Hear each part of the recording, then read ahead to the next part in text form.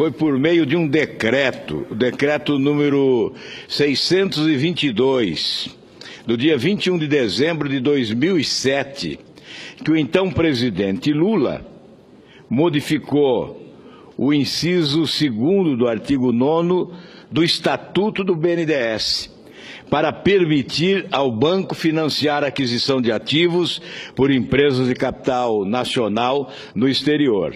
Veja a sutil alteração promovida pelo presidente Lula. E agora nós conhecemos as consequências desta alteração. O decreto é o de número 4.418 e que altera o artigo 9º do Estatuto do BNDES, quando coloca: o BNDES poderá também, no parágrafo 2º, financiar a aquisição de ativos e investimentos realizados por empresas de capital nacional no exterior, desde que contribuam para o desenvolvimento econômico e social do país. Contribuem com o desenvolvimento social e econômico de que país? Porque é evidente que quando a JBS, com recursos do BNDES, comprou frigorífico nos Estados Unidos, estava contribuindo para o desenvolvimento econômico e social dos Estados Unidos e não do Brasil. É evidente que o Brasil só perdeu. Após essa mudança no Estatuto Social do BNDES, o governo federal aprofundou o processo de endividamento da União para direcionar mais dinheiro ao BNDES. Vamos repetir números que, incansavelmente, eu já repeti aqui diversas vezes. Foram 716 bilhões de reais, de 2008 a 2014, durante 6 anos, portanto, empréstimos da União ao BNDES, 716 bilhões de reais. Do FAT, PIS, PASEP e FGTS, 243 bilhões. E o restante do Tesouro Nacional. Do Tesouro Nacional foram repassados, portanto, ao BNDES 473 bilhões, um absurdo inédito, jamais visto na história desse país. Portanto, os brasileiros pagarão 184 bilhões.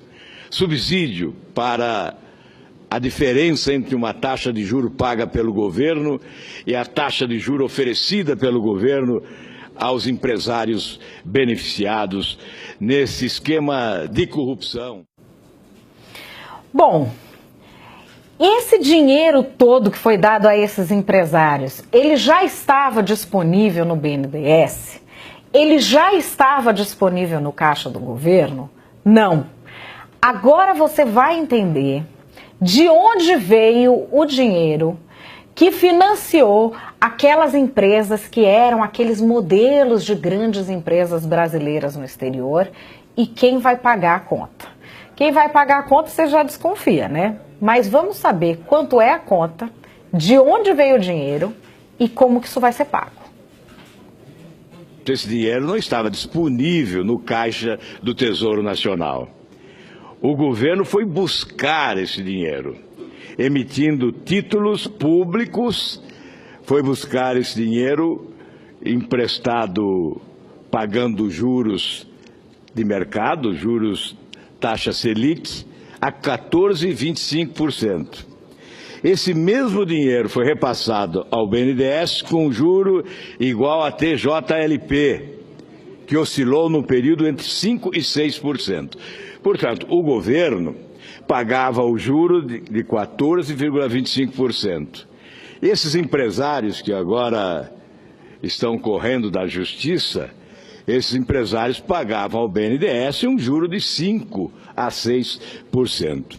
E essa diferença, quem cobria essa diferença? Quem cobria essa diferença? Ora, você que está ouvindo esse discurso agora e que paga impostos. O contribuinte brasileiro subsidiou essas taxas de juros privilegiadas praticadas pelo governo brasileiro através do BNDES com os chamados campeões nacionais e, mais do que isso, com os países amigos de quem governava o Brasil. Cuba, Angola, Venezuela, Equador, enfim, países mais próximos ideologicamente daqueles que governavam o nosso país, com o benefício de recursos facilitados. Essa diferença paga pelo povo brasileiro alimentou algumas das ditaduras mais corruptas do universo. Alguns ditadores tiveram sobrevivência graças a esses recursos que saíram dos cofres dos trabalhadores brasileiros, especialmente, através do FAT, do PIS/PASEP, do FGTS. Recursos pertencentes aos trabalhadores brasileiros foram repassados para alimentar as ditaduras sanguinárias de outros países, alimentando também a corrupção internacional.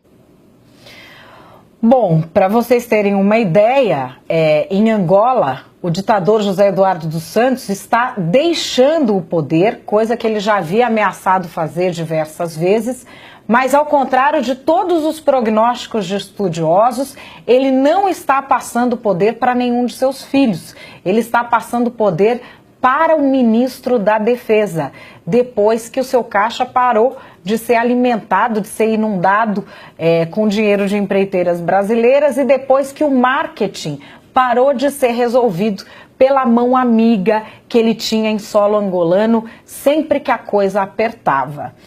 A gente tem essa crise já tendo desdobramentos internacionais. E agora fica a pergunta, quem é que vai investigar por que em 2007 se decidiu que o BNDES passaria a financiar atividades internacionais?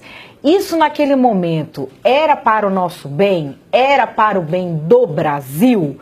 Pode ser que seja, mas é uma resposta que o Brasil espera.